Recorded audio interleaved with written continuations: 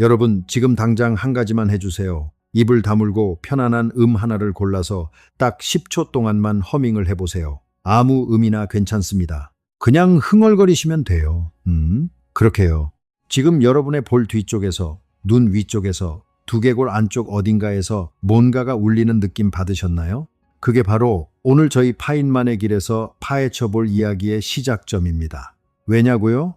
방금 여러분이 경험하신 그 진동, 사실은 아주 기묘한 포인트가 하나 숨어 있거든요. 대부분의 사람들이 허밍에 대해서 완전히 잘못 이해하고 있는 포인트가요.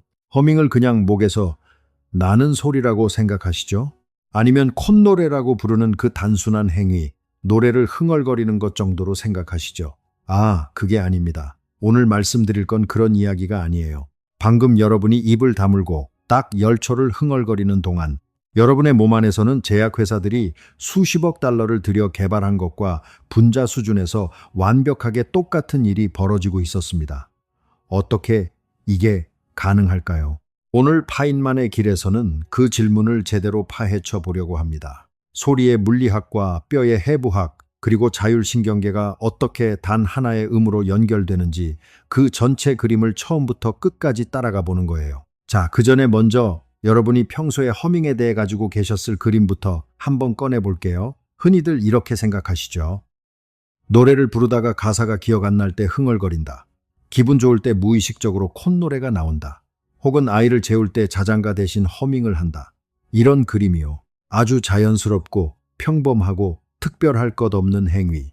굳이 따지자면 목을 통해 공기가 나오면서 성대가 떨리는 것, 그게 허밍이다. 맞죠?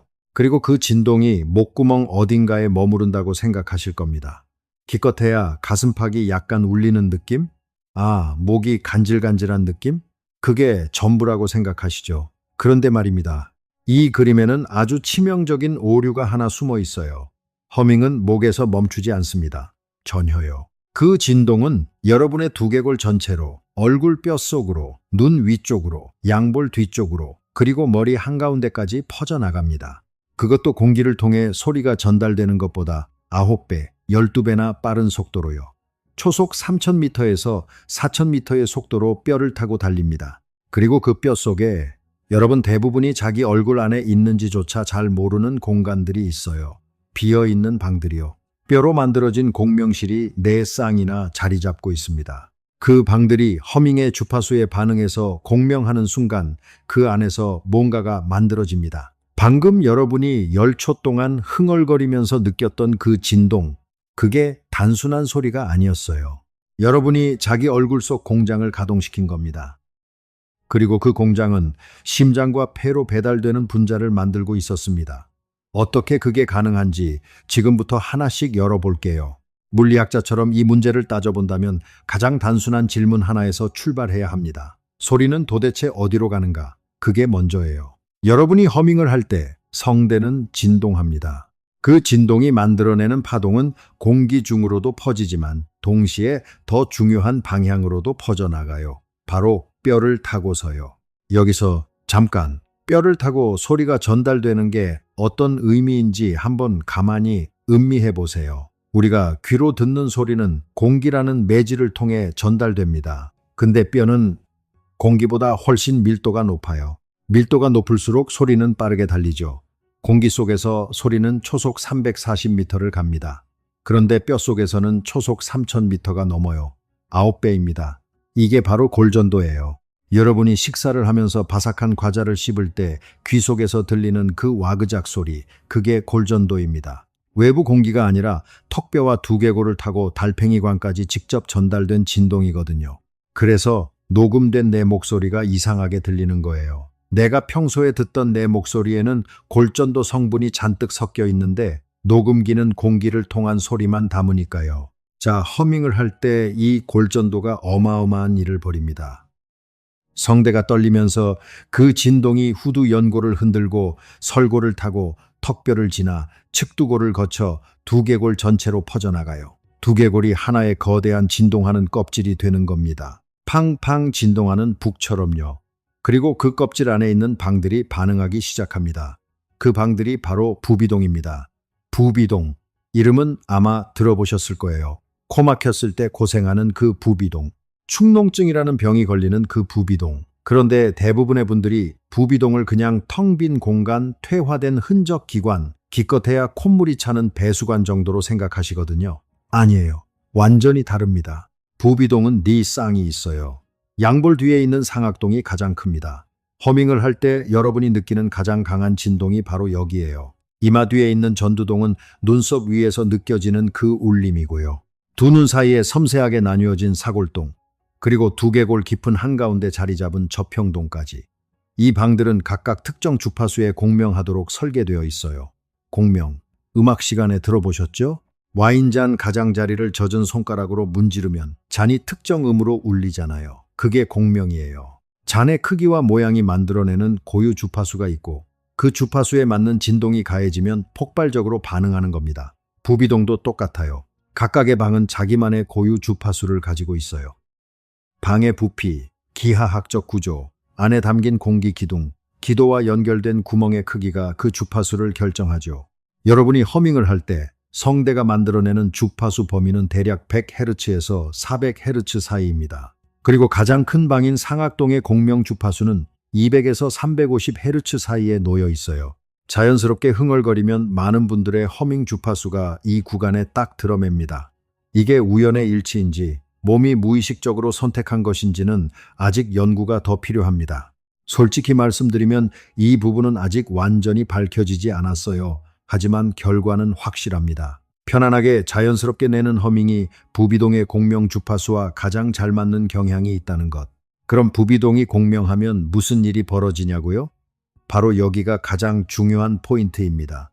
부비동 안쪽 벽은 점막으로 덮여 있어요.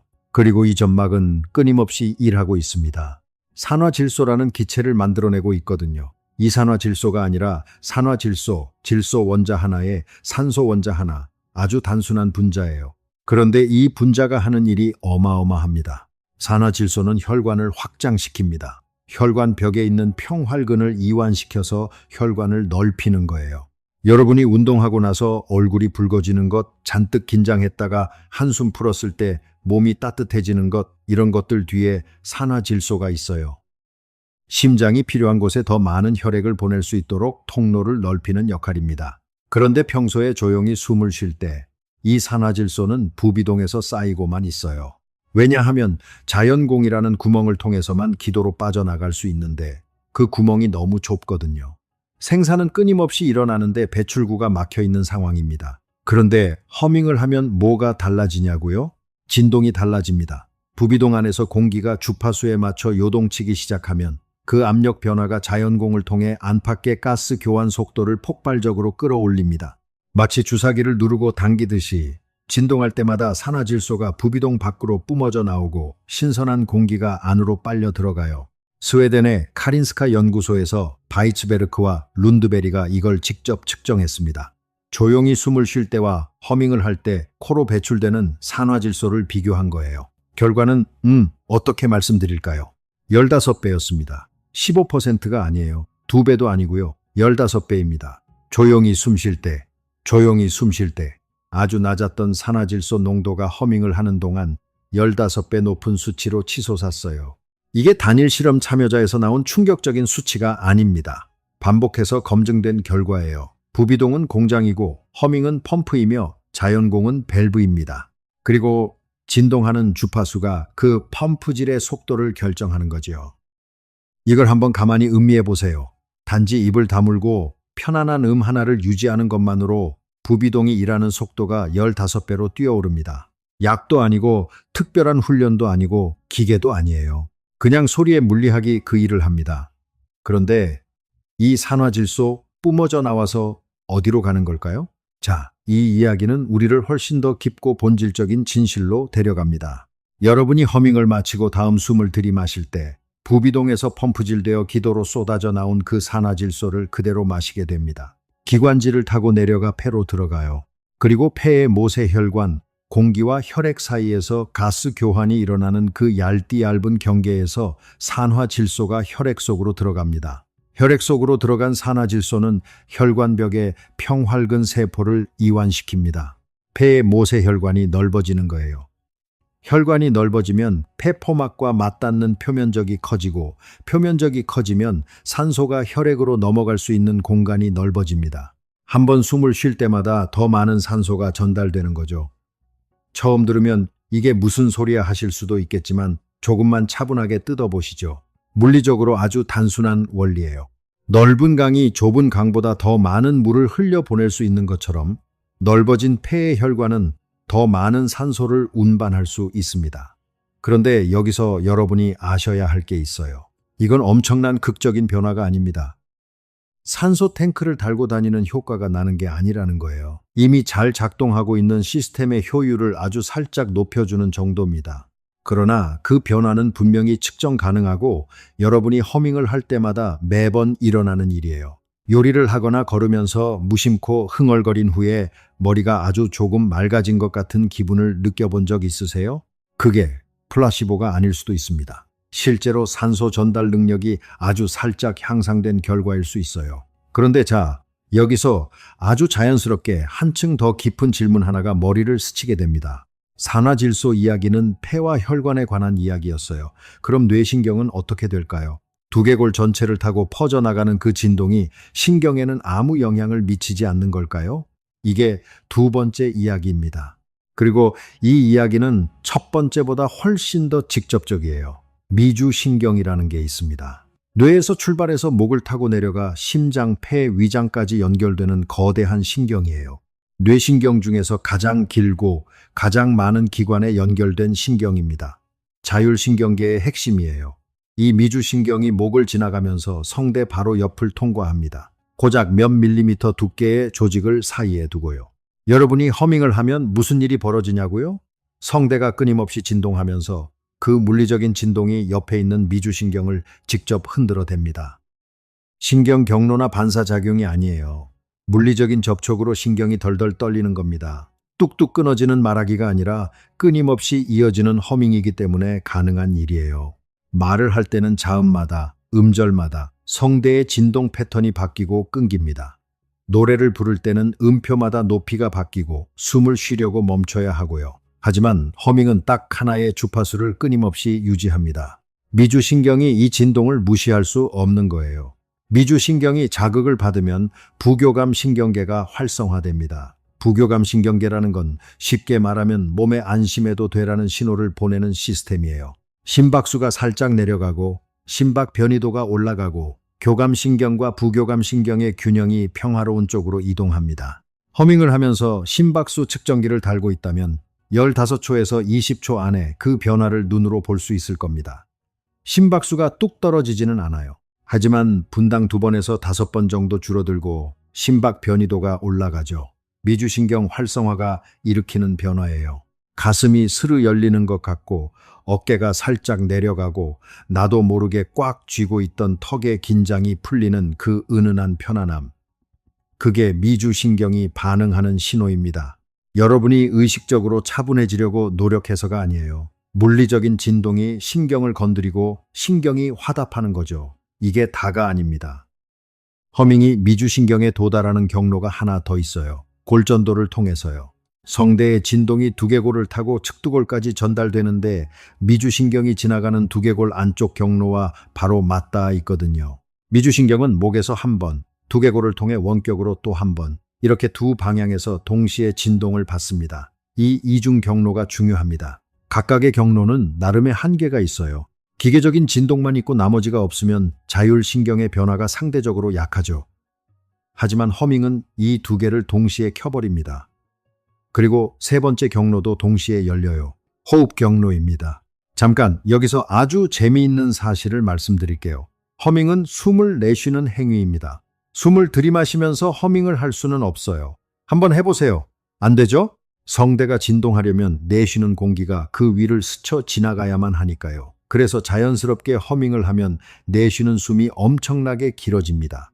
허밍을 유지하는 동안 내내 내쉬고 숨이 떨어지면 짧게 들이마셨다가 다시 허밍을 이어가는 거죠. 내쉬는 숨과 들이마시는 숨의 비율이 대략 3대1 혹은 2대1이 됩니다. 이게 왜 중요하냐고요? 병원에서 임상호흡 프로토콜이라고 부르는 게 있어요. 박스 호흡법, 478 호흡법, 일관성 호흡법 같은 것들이요. 이 모든 프로토콜의 핵심은 날숨을 길게 유지하는 겁니다. 숨을 길게 내쉬면 대동맥군과 경동맥동의 압력 수용체가 이를 감지하고 미주신경에 신호를 보내서 심박수를 낮추거든요. 환자들에게 이걸 가르치는데 몇 주가 걸립니다. 숫자를 세면서 비율을 훈련해야 하고 계속 집중하지 않으면 흐트러지고 완전히 몸에 배기까지 상당한 시간이 필요해요. 그런데 허밍은 그냥 입을 다물면 그 비율이 자동으로 만들어집니다. 성대가 비율을 통제하니까요. 몸은 딱 필요한 만큼만 공기를 마시고 다시 허밍으로 돌아가요. 숫자를 셀 필요가 없어요. 연습할 필요도 없어요. 입만 다물면 되는 겁니다. 명심하세요. 미주신경이 허밍을 통해 자극받는 경로가 3개입니다. 후두 옆에서의 직접적인 기계 진동, 두개골을 통한 골전도, 그리고 길어진 날숨이 만드는 압력 수용체 반사. 이 3가지가 동시에 작동하는 건 오직 허밍뿐이에요. 노래 부르기는 중간에 끊기고 말하기는 진동이 불규칙하며 호흡 운동은 기계 진동이 없습니다. 허밍만이 이 3가지를 한꺼번에 켜는 행위예요. 바로 여기서부터 상황이 진짜 기묘해집니다. 이 이야기를 처음부터 되짚어 볼게요. 부비동에서는 산화질소가 15배 뿜어져 나와서 폐의 혈관을 확장시키고 있고 미주신경은 3갈래의 경로를 통해 동시에 자극받아서 부교감신경계를 활성화시키고 있어요. 그런데 아직 3번째 이야기를 시작하지 않았습니다. 두개골 안에서 무슨 일이 벌어지고 있는지 아직 말씀드리지 않았거든요. 자, 여기서 한층 더 깊이 들어가 보겠습니다. 허밍을 할 때 성문이라는 게 살짝 좁아집니다. 성문은 성대 사이의 틈이에요. 허밍을 하면 입술은 닫혀 있고 공기는 좁아진 성문을 통해 나가야 하니까 흉곽 안의 압력이 살짝 높아지게 됩니다. 공기를 억지로 좁은 구멍으로 밀어내니 가슴 안이 눌리는 거예요. 이 압력 변화가 정맥을 타고 두개골 안쪽으로 전달됩니다. 내경정맥과 경막정맥동을 통한 수압 연결이에요. 가슴과 두개골을 잇는 정맥은 뚫린 튜브와 같거든요. 가슴의 압력 변화는 심장 박동 한 번 안에 뇌의 압력 변화로 그대로 전달됩니다. 그 결과 두개골 안에서 압력이 허밍의 주파수에 맞춰 부드럽게 요동칩니다. 째깍째깍하는 리듬처럼요. 그리고 여러분의 뇌를 둘러싸고 있는 액체, 뇌 척수액이 이 압력 변화에 반응해서 함께 출렁입니다. 뇌 척수액은 가만히 멈춰 있는 게 아니에요. 심장이 뛸 때마다, 숨을 쉴 때마다 함께 움직이는 역동적인 유체입니다. 뇌를 충격에서 보호하고 뇌실을 채우고 지주막하 공간을 순환하면서 뇌에 영양을 공급하고 노폐물을 걷어가는 역할을 하죠. 최근에 신경과학에서 아주 흥미로운 발견이 있었어요. 글림프 시스템이라는 건데 뇌 혈관 주변의 통로를 흐르는 뇌척수액이 뇌의 청소부 역할을 한다는 겁니다. 아밀로이드 베타 같은 대사 노폐물을 모아서 정맥 주변 경로를 통해 배출하는 거예요. 어떻게 설명드릴까요? 뇌에는 몸의 다른 기관들과 달리 림프계가 없어요. 그래서 뇌 척수액이 그 역할을 대신합니다. 마치 뇌 전용 청소부 서비스인 셈이에요. 그리고 이 청소는 뇌 척수액이 얼마나 활발하게 움직이느냐에 달려 있습니다. 허밍이 만들어내는 리드미컬한 흉곽 내압의 변화가 이 뇌 척수액의 흐름을 더 활발하게 만들 가능성이 있다는 거죠. 자, 여기서 아주 중요한 것 하나를 짚고 넘어가야 합니다. 저는 지금 모든 것을 같은 확신으로 말씀드리고 있는 게 아니에요. 산화질소 이야기는 반복해서 측정된 매우 강력한 증거가 있습니다. 미주신경 자극 이야기도 측정 가능한 변화로 확인됩니다. 호흡 비율은 물리학적으로 필연적이에요. 하지만 뇌척수액 이야기는 아직 초기 단계입니다. 물리적으로 충분히 가능하고 구조적으로 일치하지만 허밍이 직접적으로 글림프 시스템의 청소를 향상시킨다는 직접적인 증거는 아직 없어요. 이 부분은 연구자들이 이제 막 지도를 그리기 시작한 영역입니다. 파인만이 늘 강조했던 것처럼 모르는 것을 모른다고 말하는 것도 지식의 일부입니다. 뇌척수액 이야기는 확인된 사실이 아니라 물리학이 지지하는 흥미로운 가설로 받아들이세요. 하지만 나머지 3가지, 산화질소, 미주신경, 호흡 비율만으로도 이미 충분히 놀라운 이야기입니다. 자, 그럼 이제 이 전체 그림을 한번 합쳐볼게요. 제약회사들이 폐의 혈관을 확장시키기 위해 어마어마한 돈을 쏟아붓고 있어요. 압축가스 실린더, 정밀한 유량 조절기, 특수 마스크, 끊임없는 모니터링 장비, 숙련된 호흡 치료사가 있는 병원 환경이 모두 필요한 흡입형 산화질소 전달 시스템을 만들기 위해서요. 신생아, 폐동맥, 고혈압이나 급성호흡곤란 증후군 같은 심각한 상황에서 생명을 구하는 치료입니다. 그런데 여러분의 두개골 안에는 이미 그 배달 시스템이 들어 있어요. 내 쌍의 공장이 끊임없이 그 분자를 만들어내고 있고 음향 펌프의 신호를 기다리고 있습니다. 그 펌프가 바로 허밍이에요. 물론 규모는 완전히 달라요. 제약 수준의 농도가 아닙니다. 허밍으로 만들어지는 양은 아주 부드럽고 혈관 확장 효과도 미미해요. 그리고 당장 숨이 넘어가는 위급한 상황을 허밍으로 해결할 수는 없습니다. 하지만 원리는 분자 수준에서 완전히 동일합니다. 같은 효소, 같은 신호 전달 경로, 같은 평활근, 같은 혈관 확장 결과, 단지 용량이 다르고 접근성이 비교조차 안 될 뿐이에요. 제약 버전은 병원이 필요하지만 생물학적 버전은 입을 다무는 것만으로 충분합니다. 이걸 한번 가만히 음미해 보세요. 여러분이 지금까지 살아오면서 무의식적으로 흥얼거렸던 모든 순간, 퇴근길 지하철에서, 주방에서 요리하면서, 산책하다가 기분이 좋아서 그 모든 순간에 여러분은 자기도 모르게 이 시스템을 작동시키고 있었습니다. 그런데 여기서 한층 더 기묘한 질문이 생겨납니다. 이 모든 메커니즘은 몸에서 일어나는 일이에요. 폐, 혈관, 신경, 두개골. 그런데 뇌는요? 허밍이 뇌 자체에 영향을 미친다는 이야기는 하지 않았잖아요? 아직까지 가장 기묘한 부분을 말씀드리지 않은 겁니다. 자, 이제 진짜 기묘한 영역으로 들어갑니다. 여러분이 허밍을 할 때 뭔가 이상한 일이 일어나지 않으셨나요? 외부 소리가 덜 들리는 것 같은 느낌이요. 마치 세상이 잠시 멀어지는 것 같은, 그리고 동시에 자신의 몸 안에서 나는 소리는 더 크게, 더 가깝게 들리는 느낌. 평소에는 듣지 못했던 자기 내부의 소리가 갑자기 크게 부각되는 그런 경험이요. 이게 왜 일어나는 걸까요? 아까 골전도 이야기를 했죠. 뼈를 타고 달팽이관에 직접 전달되는 진동이요. 그런데 뼈를 타고 오는 소리는 특별한 특성이 있어요. 저주파를 공기보다 훨씬 잘 전달합니다. 공기 중에서 저주파는 약해지지만 뼈 속에서는 그게 줄어들지 않아요. 그래서 허밍을 하면 내 목소리가 평소보다 훨씬 낮고 깊게 들립니다. 녹음기로 내 목소리를 들을 때 낯선 이유도 여기에 있어요. 평소에 내가 듣던 내 목소리에는 골전도로 증폭된 저주파 성분이 잔뜩 섞여 있는데 녹음기는 공기를 통한 소리만 잡으니까요. 그리고 달팽이관 바로 옆에는 전정기관이 있습니다. 균형 감각을 담당하는 기관이에요. 허밍의 진동이 골전도를 통해 전정기관에도 도달합니다. 이 전정기관이 끊임없이 예측 가능한 저주파 입력을 받을 때 어떤 일이 일어나는지 솔직히 말씀드리면 정확하게 측정된 결과는 아직 없어요. 하지만 해부학적으로는 이게 허밍을 할 때 사람들이 보고하는 그 묵직하고 안정적인 느낌과 연결될 수 있습니다. 몸이 우주 안에서 자기 위치를 아주 규칙적이고 예측 가능한 방식으로 확인받는 것처럼요.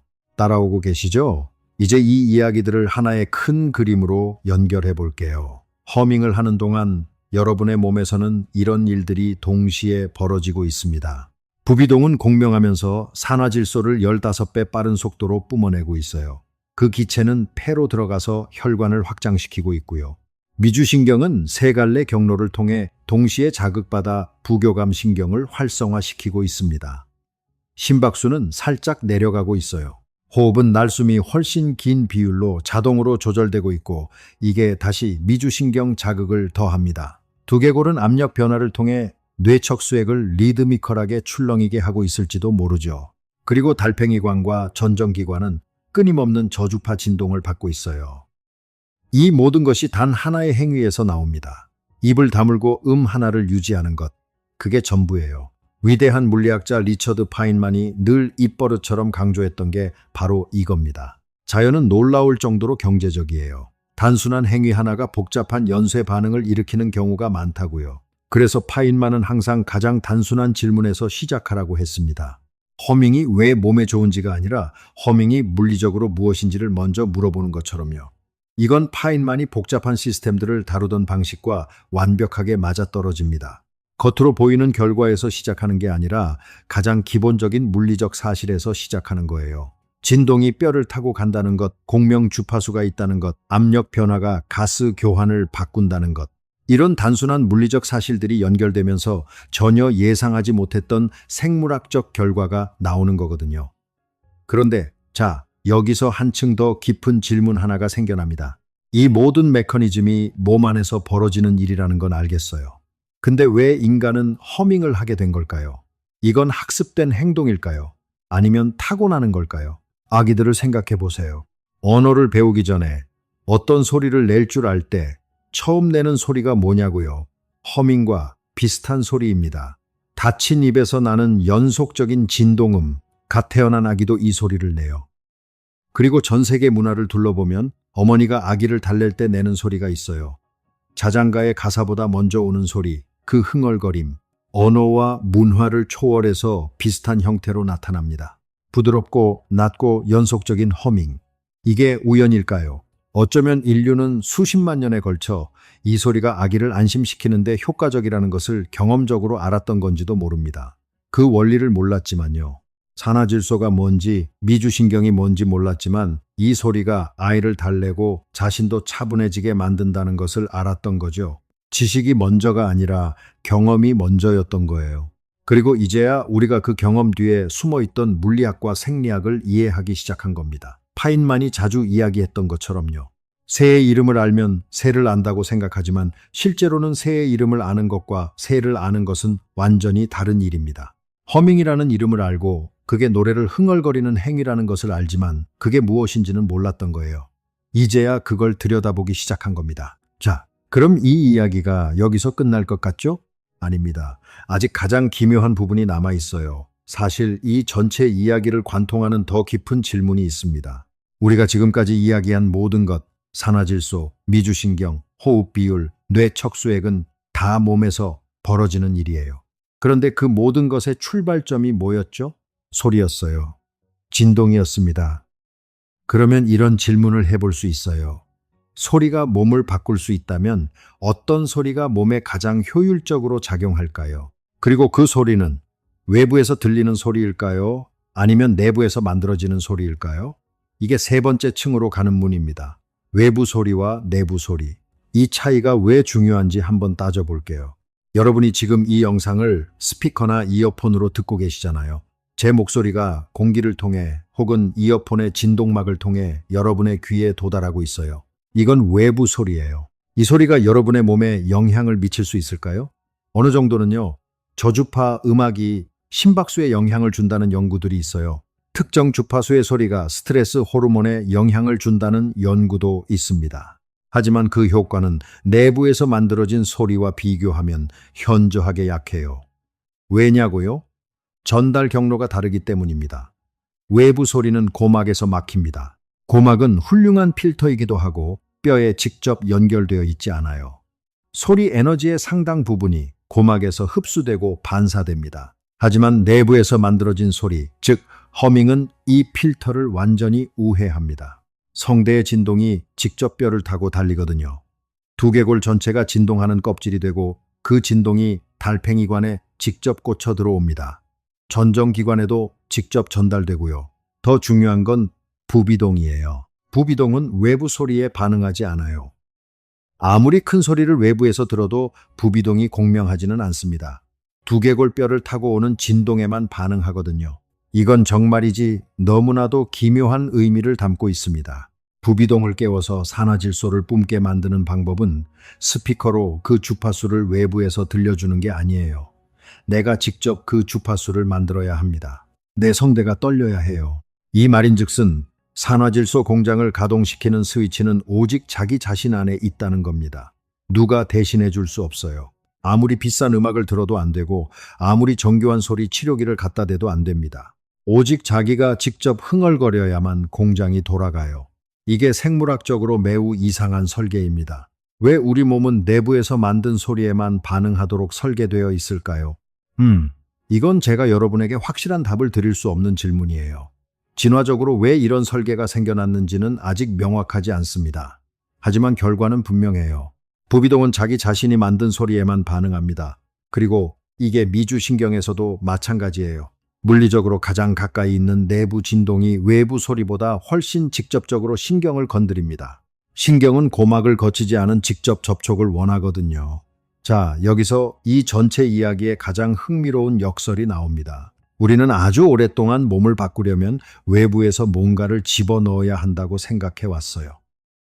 약을 먹거나 영양제를 보충하거나 주사를 맞거나 특별한 치료를 받거나 외부 입력이 내부를 바꾼다는 패러다임이었죠. 물론 그게 틀린 건 아닙니다.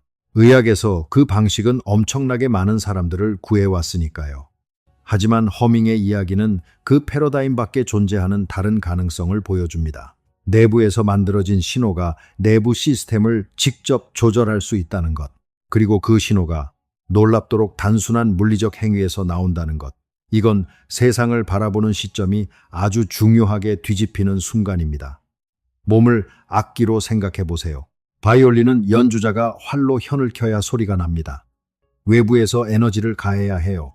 그런데 여러분의 몸은 다릅니다. 여러분의 몸은 스스로 연주할 수 있는 악기예요. 성대라는 현을 직접 켜면 그 진동이 두개골이라는 공명통을 울리고 부비동이라는 공명실에서 음향학적 반응이 일어나며 그 결과 화학적, 신경학적, 물리적 변화들이 연쇄적으로 펼쳐집니다. 악기가 스스로를 연주하는 거예요. 그리고 이 악기는 연주를 시작하기 위해 음악을 배울 필요가 없습니다. 악보가 필요 없어요. 단지 입을 다물고 편안한 하나를 내면 됩니다. 파인만이 아주 자주 이야기했던 게 바로 이런 아이러니였어요. 세상에서 가장 복잡한 메커니즘이 아주 단순한 현상 뒤에 숨어 있을 때가 많다고. 그리고 우리는 그 복잡함을 설명하려다가 오히려 단순함을 놓친다고요. 허밍이 딱 그래요. 너무 단순해서 아무도 진지하게 물어보지 않았던 거죠. 그냥 노래를 흥얼거리는 거잖아 라고 생각했던 거예요. 그 단순한 행위 뒤에 이 모든 물리학과 생리학이 숨어 있을 거라고는요. 그런데 이제 이 이야기는 우리를 훨씬 더 큰 질문으로 데려갑니다. 허밍이 이 모든 일을 한다면 우리가 자연스럽게 내는 다른 소리들은 어떨까요? 웃음은, 울음은, 한숨은 이 소리들도 각자의 물리학을 가지고 있을 텐데 그 물리학이 몸에 어떤 영향을 미치는 걸까요? 아직 가장 기묘한 부분을 말씀드리지 않았습니다.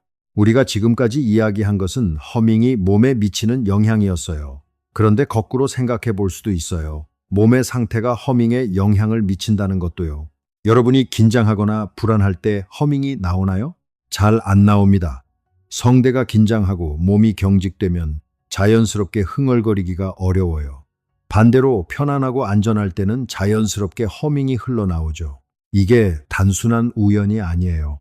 부교감 신경계가 활성화된 상태, 즉 몸이 안전하다고 느끼는 상태에서 허밍이 더 자연스럽게 나옵니다. 그리고 허밍을 하면 부교감 신경계가 더 활성화되어요. 허밍과 안정감은 서로 피드백 고리를 이루고 있습니다. 닭이 먼저냐, 달걀이 먼저냐가 아니에요. 이 두 가지는 서로를 강화하는 관계예요. 안정감이 허밍을 부르고 허밍이 안정감을 만들어요.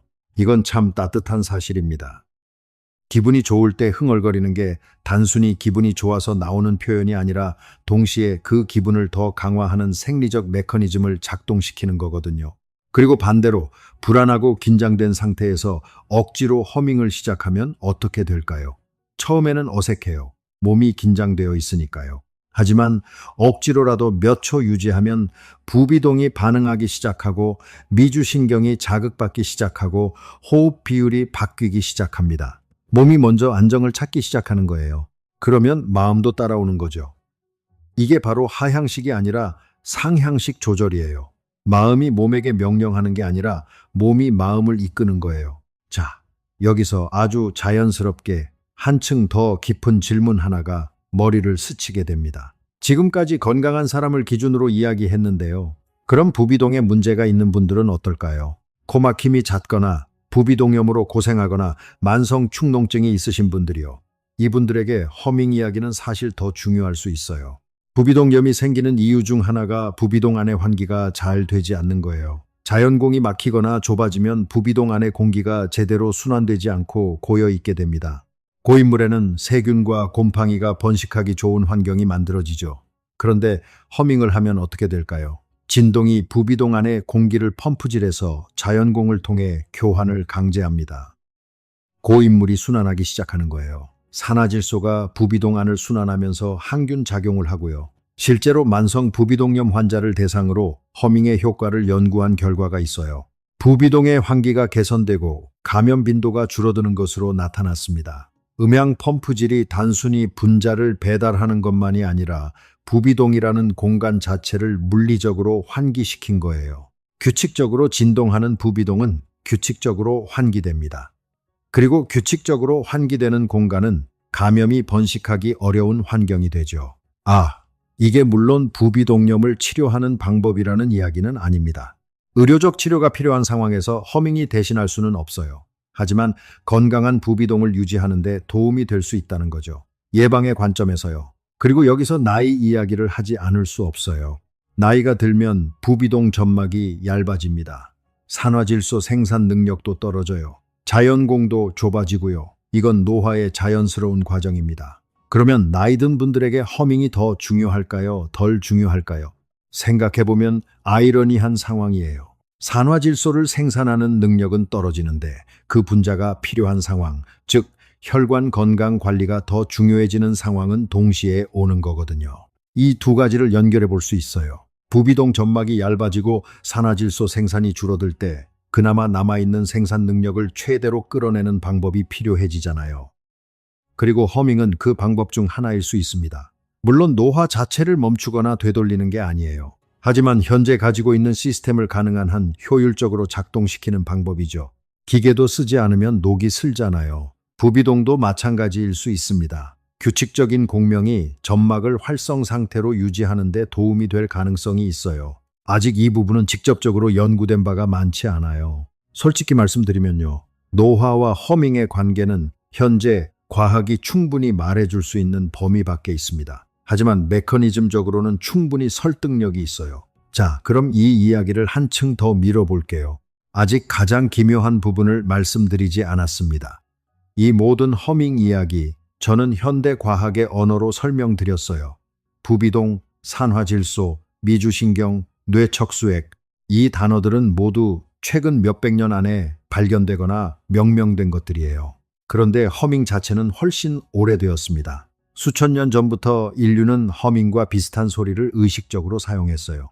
고대 이집트에서는 특정 주파수의 소리를 신성한 것으로 여겼고, 불교의 옴발성, 유대교의 다벤, 이슬람의 코란 암송 방식, 기독교의 그레고리안 성가까지 이 모든 발성 전통들이 하나같이 비슷한 특징을 공유합니다. 닫힌 입이나 거의 닫힌 입, 연속적이고 지속적인 진동, 낮고 부드러운 주파수. 이게 우연일까요? 이 모든 전통들이 서로 독립적으로 다른 문화권에서 다른 시대에 발생했는데도 비슷한 형태를 가지고 있다는 건 뭔가를 시사합니다. 이 발성 방식이 단순히 음악적 취향이나 미적 선택이 아닐 수도 있다는 거예요. 어쩌면 인류는 오랜 경험을 통해 이 방식이 몸에 무언가를 한다는 것을 알았던 건 아닐까요? 물론 고대인들이 산화질소를 알았다는 게 아니에요. 미주신경이 뭔지도 몰랐겠죠. 하지만 경험적으로 이 방식의 발성이 몸과 마음을 차분하게 만들고 특별한 상태로 이끈다는 것을 알았던 건지도 모릅니다. 그리고 이제야 우리가 그 이유를 알게 된 거죠. 파인만이 물리학에서 늘 강조하던 것이 있어요. 자연은 거짓말을 하지 않는다고요. 오랜 시간 동안 많은 사람들이 동일한 경험을 보고 한다면 그 경험 뒤에는 실제 메커니즘이 있을 가능성이 높다고요. 우리가 그 메커니즘을 이해하기 전이라도요. 수천 년의 집단적 경험이 있었고 이제 물리학과 생리학이 그 메커니즘을 밝혀가고 있어요. 이 두 가지가 만나는 지점에서 뭔가 중요한 것이 있습니다. 그건 단순한 사실이에요. 몸은 이미 알고 있었다는 것. 우리가 이름 붙이기 전부터요. 바로 여기서부터 상황이 더 기묘해집니다. 여러분에게 지금 흥미로운 생각, 실험을 하나 제안해 볼게요. 여러분이 허밍을 할 때 어떤 음을 고르시나요? 아마 특별히 생각하지 않고 그냥 편한 음을 고르실 거예요. 그런데 혹시 같은 상황에서 항상 비슷한 음을 흥얼거리시지 않나요? 이게 단순한 습관일까요? 앞에서 부비동의 공명 주파수 이야기를 했잖아요. 각각의 부비동이 자기 고유의 공명 주파수를 가지고 있다고요. 그리고 그 주파수가 개인마다 약간씩 다를 수 있다고도 했고요. 얼굴 크기와 구조가 사람마다 다르니까요. 만약 우리가 무의식적으로 자연스러운 허밍을 할 때 몸이 자기 부비동의 공명 주파수에 가장 가까운 음을 찾아가는 경향이 있다면요? 아직 연구로 확인된 바는 없어요. 하지만 해부학적으로 흥미로운 가능성입니다. 여러분만의 허밍 주파수, 여러분의 얼굴 구조가 만들어낸 고유한 공명음이 있을 수 있다는 거예요. 말하자면 여러분만의 음정이요. 악기마다 고유한 음색이 있잖아요. 같은 도움이라도 바이올린으로 내는 것과 첼로로 내는 것이 달라요. 악기의 크기와 구조가 배음 구성을 결정하거든요. 그리고 그 배음 구성이 음색을 만들죠. 여러분의 두개골도 악기예요. 크기와 구조가 다르면 공명하는 방식이 달라지고 자연스럽게 나오는 허밍의 음색이 달라집니다. 이건 정말이지 너무나도 기묘하게 아름다운 생각이에요. 세상에 같은 허밍 소리를 내는 두 사람은 없을 수 있습니다. 지문처럼 각자의 얼굴 구조가 만들어낸 고유한 공명 주파수 패턴이 있을 수 있어요. 물론 이 부분은 제가 매우 조심스럽게 말씀드려야 합니다. 이건 현재 과학이 확인한 사실이 아니라 물리학적 원리에서 이끌어낸 추론이에요. 몸 전체가 자기 고유 주파수를 찾아간다는 개념은 흥미롭지만 실제로 그런 경향이 있는지는 아직 제대로 연구된 바가 없습니다. 하지만 이 생각 자체가 아름답지 않나요?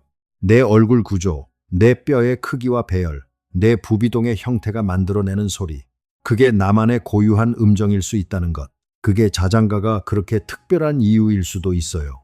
아이에게 가장 편안한 소리가 부모의 목소리인 것처럼요. 아이는 뱃속에서부터 그 목소리의 주파수와 진동을 느꼈으니까요. 가장 익숙한 진동이 가장 안전하게 느껴지는 거죠. 자, 여기서 한층 더 들어가 보겠습니다. 허밍이 단순히 개인의 몸에만 영향을 미치는 게 아닐 수도 있어요. 여러 사람이 함께 허밍을 할 때 어떤 일이 일어날까요? 합창단을 생각해 보세요. 합창단에서 모든 사람이 같은 음을 낼 때 개인 목소리들이 합쳐져서 훨씬 더 큰 진동이 만들어집니다. 그 진동이 콘서트홀 전체를 채우고 청중의 가슴에도 물리적으로 느껴질 만큼 강해지죠. 이건 단순한 음향학적 현상이에요. 진동이 합쳐지면 증폭된다는 것. 그런데 여기에 흥미로운 점이 있어요. 함께 노래하거나 허밍을 하는 사람들 사이에서는 생리적인 동기화 현상이 일어난다는 연구들이 있습니다. 심박수와 호흡 패턴이 서로 맞아가는 거예요. 이건 아직 완전히 이해된 현상이 아니에요. 메커니즘도 여러 가지가 제한되고 있고요. 하지만 결과는 반복적으로 관찰됩니다. 함께 소리를 내는 행위가 사람들의 신체 리듬을 동기화시킨다는 것. 어쩌면 인류가 함께 노래하고 함께 기도하고 함께 만트라를 외우는 전통이 단순히 사회적 결속을 위한 것만이 아닐 수도 있습니다. 신체 리듬을 공유하고 신경계를 함께 안정시키는 생리적 효과도 있었던 거예요. 이건 매우 흥미로운 관점이에요. 종교와 공동체 의식이 몸에 미치는 영향을 물리학의 언어로 설명할 수 있는 가능성이니까요. 물론 종교와 영성의 의미는 그것보다 훨씬 깊은 곳에 있겠지만 물리적인 메커니즘으로서의 소리가 하는 역할도 무시할 수 없다는 거죠. 파인만이라면 이 지점에서 뭐라고 했을까요? 아마 이렇게 말했을 것 같아요. 현상 뒤에 있는 메커니즘을 이해한다고 해서 그 현상의 아름다움이 줄어드는 게 아니라고요. 오히려 꽃의 세포 구조와 화학을 알게 되면 꽃이 덜 아름다워지는 게 아니라 더 경이로워지는 것처럼 허밍 뒤에 있는 물리학을 이해하면 그 단순한 행위가 더 신비롭게 느껴질 수 있다고요. 파인만 자신도 보고하 프리즈라는 드럼 밴드에서 봉고를 쳤어요. 단순히 취미가 아니라 그가 세상을 이해하는 방식이 음악과도 연결되어 있었거든요. 리듬과 물리학, 진동과 수학은 그에게 같은 세계의 다른 언어였어요. 오늘 우리가 이야기한 것도 마찬가지예요. 허밍이라는 단순한 행위와 그 뒤에 있는 복잡한 물리학과 생리학이 결국 같은 것을 가리키고 있어요. 소리가 물질을 바꿀 수 있다는 것. 그리고 그 소리 중에서 가장 강력한 것이 자기 자신이 만들어내는 소리라는 것. 자, 그럼 잠들기 전에 하는 허밍 이야기를 한번 해볼게요. 수면에 들어갈 때 몸에서 무슨 일이 일어나냐고요? 심박수가 내려가고 혈압이 낮아지고 부교감 신경계가 우위를 잡습니다. 그리고 뇌에서는 아주 중요한 청소 작업이 시작돼요. 아까 잠깐 이야기했던 글림프 시스템이 특히 수면 중에 가장 활발하게 작동한다는 게 최근 연구에서 밝혀지고 있거든요. 낮 동안 뇌는 활동하면서 대사 노폐물을 만들어냅니다. 그 노폐물을 밤에 자는 동안 뇌 척수액이 흘러다니면서 청소하는 거예요. 잠이 왜 중요한지에 대한 새로운 이해 중 하나예요.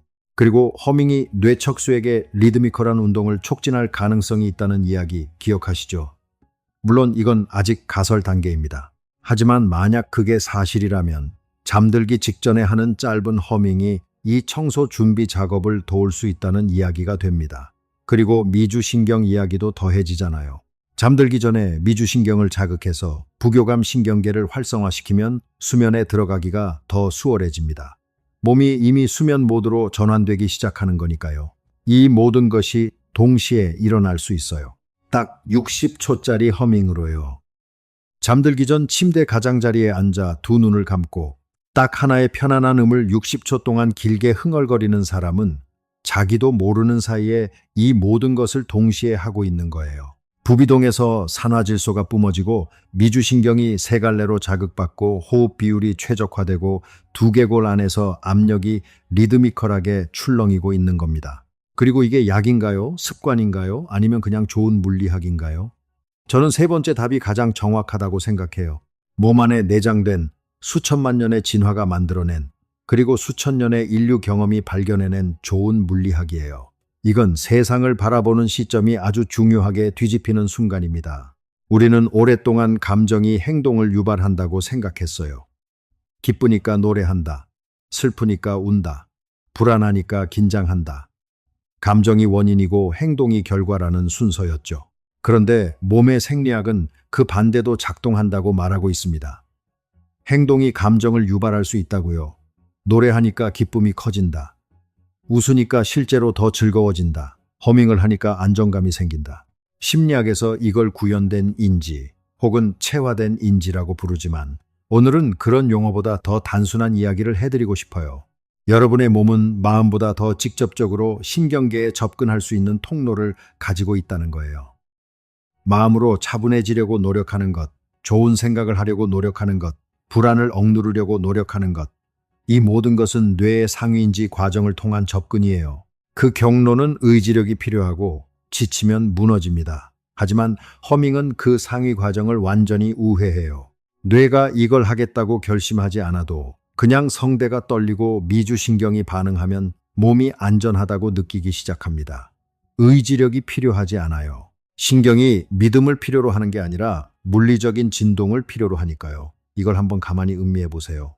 여러분이 지금까지 살아오면서 불안하거나 힘들 때 몸이 자연스럽게 흥얼거리고 싶어 했던 순간이 있지 않았나요? 어쩌면 그건 의지력의 결핍이 아니었어요. 어쩌면 몸이 자기 자신을 고치려고 시도했던 신호였던 거예요. 가장 단순하고 가장 직접적인 방법으로요. 그리고 우리는 그걸 종종 억눌렀습니다. 공공장소에서 흥얼거리면 이상하잖아요. 사람들이 쳐다보니까요. 어른이 허밍을 하면 유치해 보이는 것 같기도 하고요. 하지만 몸의 입장에서는 그 억제가 아까운 일이었습니다.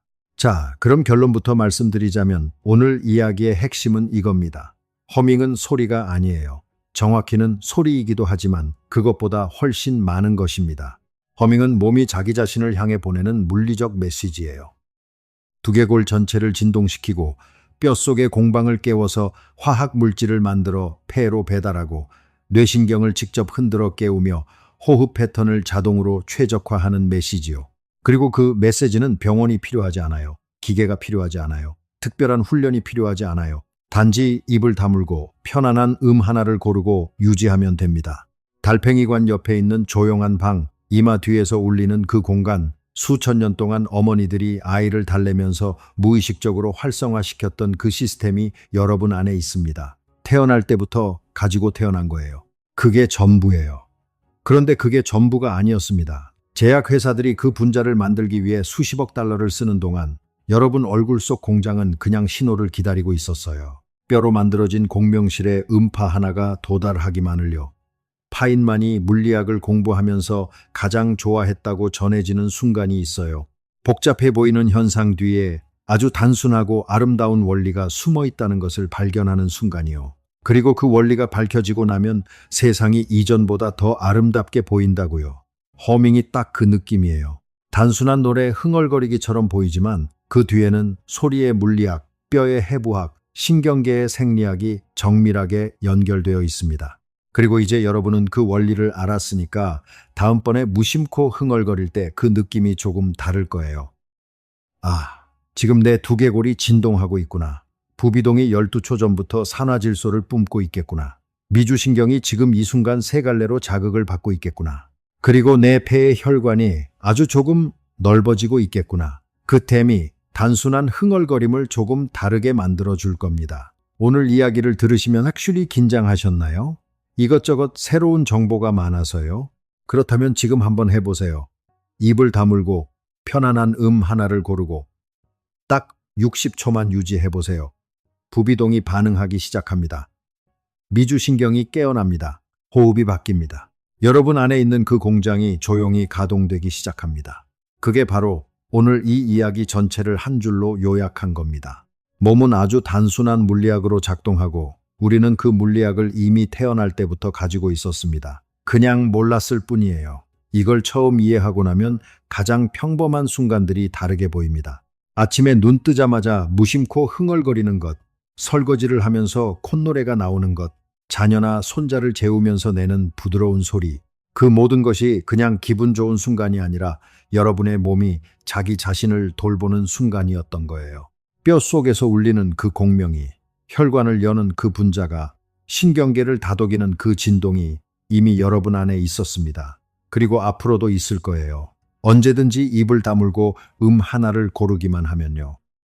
오늘 이 이야기가 여러분에게 작은 선물이 되었으면 합니다. 거창한 건 아니에요. 그냥 다음번에 무심코 흥얼거릴 때 그 순간이 조금 더 풍요롭게 느껴지셨으면 하는 거예요.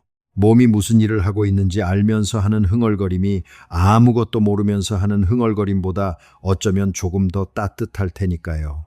오늘 파인만의 길과 함께 해주셔서 감사합니다. 오늘 밤 잠들기 전에 한 번만 더 흥얼거려 보세요. 딱 60초만요. 그러면 됩니다. 저는 다음 영상에서 또 다른 기묘하고 아름다운 이야기로 여러분을 찾아뵙겠습니다. 안녕히 계세요.